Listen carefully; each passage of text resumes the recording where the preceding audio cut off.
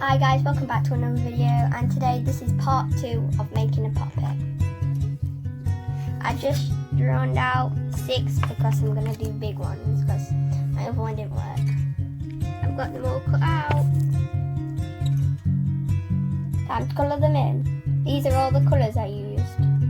Okay guys, I just finished sellotaping them up. Now I'm going to put them onto this. Okay, so I just cut it out and now I'm going to colour the back and front end.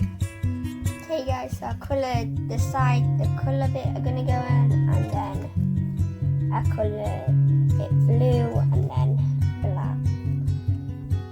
Now I'm going to stick and sellotape all the colours on. Okay guys, I finally finished it and I did this first try. So it's got the little bumps on them so you can actually press them down and up again.